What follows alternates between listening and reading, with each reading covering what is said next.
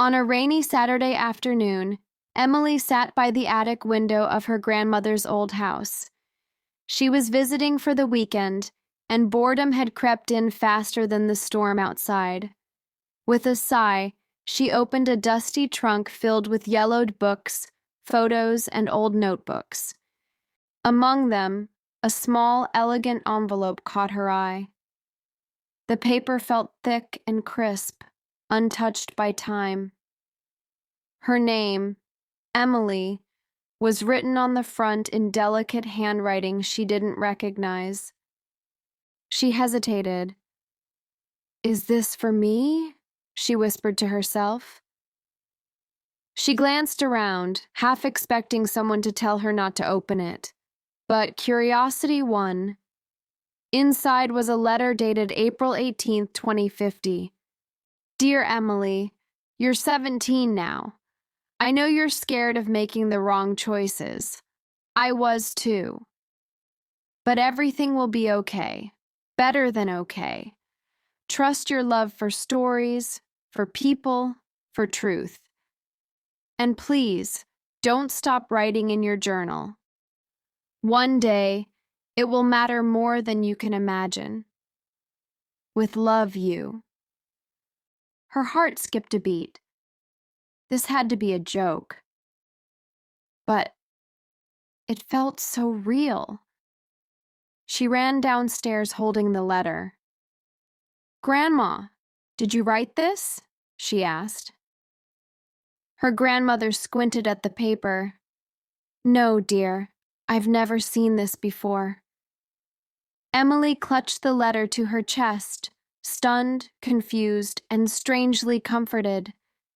Something magical had just begun. After that day, Emily couldn't think about anything else. Who had written the letter? How did it get there? And most importantly, were there more? That night, she barely slept. The next morning, Emily returned to the attic, determined to find answers.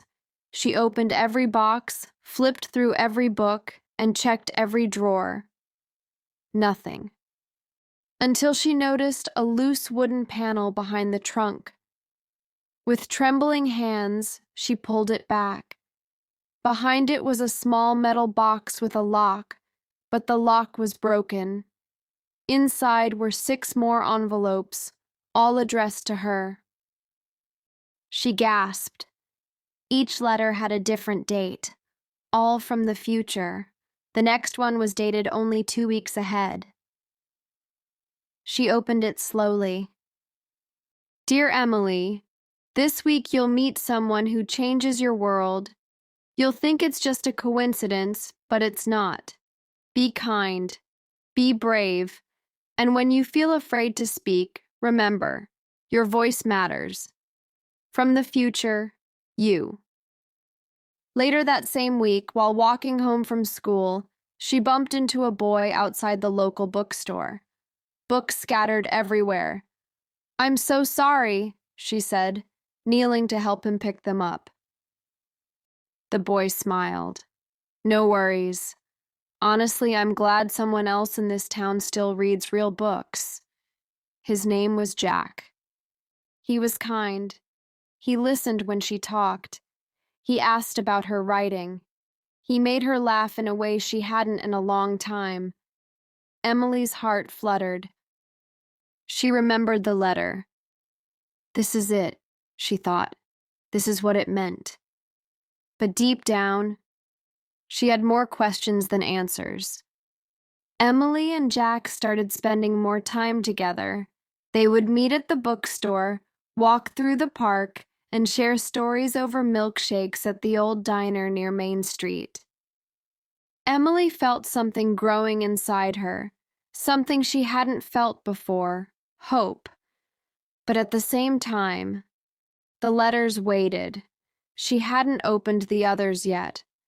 One rainy afternoon, she finally sat down on her bedroom floor and opened the 3rd letter. It was dated 1 month into the future. "Dear Emily, there will be a day when you feel betrayed. A secret will come to light. You'll want to run, but don't forget, truth hurts, but it also heals. From the future, you. Emily's heart sank. Betrayal? What kind of secret?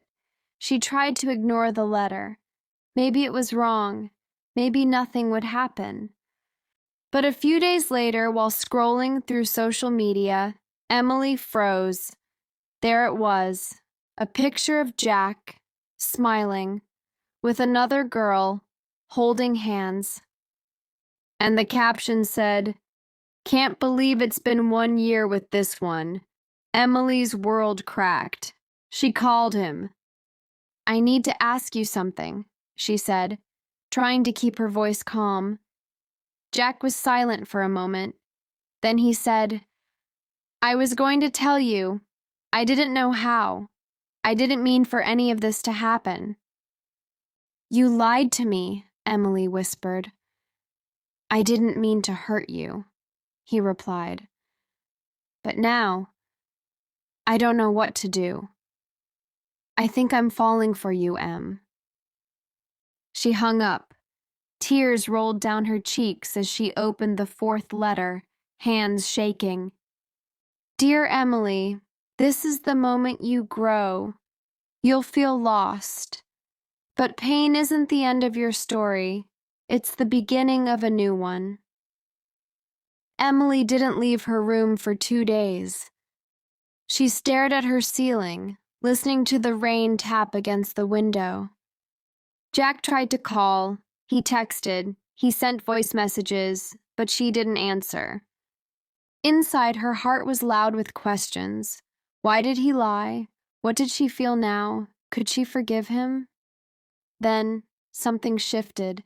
She remembered the letters. She walked to her desk, sat down slowly, and pulled out the 5th envelope. It was dated 2 months from now. "Dear Emily, you'll meet someone who listens when you speak, who doesn't confuse mystery with silence, who chooses you from the beginning. This time your heart will feel safe. Trust the journey. From the future, you." Emily closed her eyes.